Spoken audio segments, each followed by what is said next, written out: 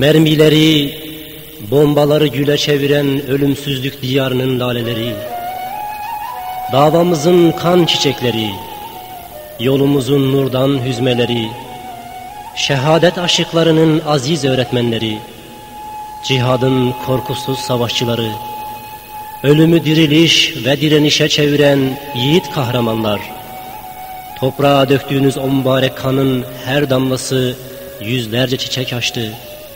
Laleler, güller, sümbüller yeşerdi bu çorak topraklarda. Allah'ım onları rahmetinle sevindir.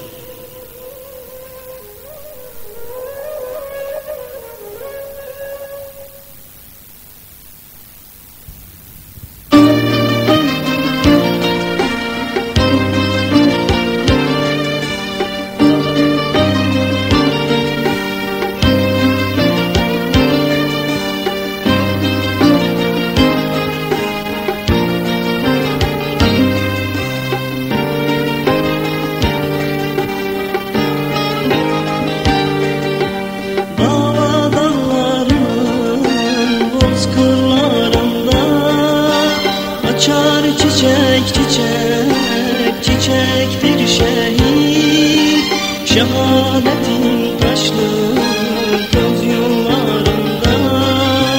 Açar çiçek çiçek çiçektir şehit, şehadetin taşlı göz yollarında. Açar çiçek çiçek çiçektir şehit.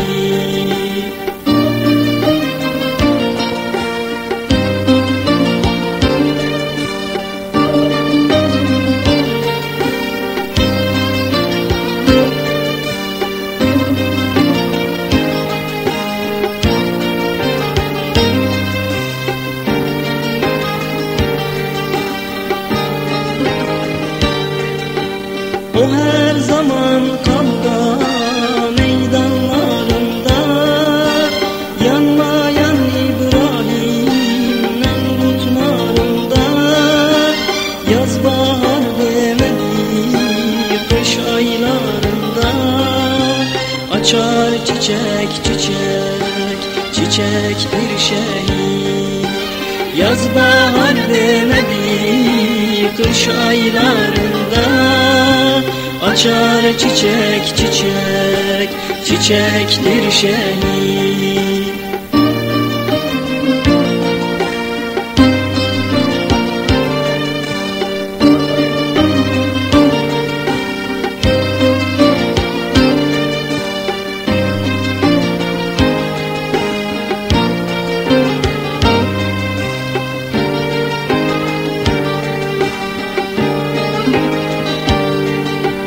Hüseyin'in susuz kaldığı çölde, Zeynep'in feryatlar ettiği yerde, Allah'a arzular edilen dilde, açar çiçek çiçek çiçektir şehit.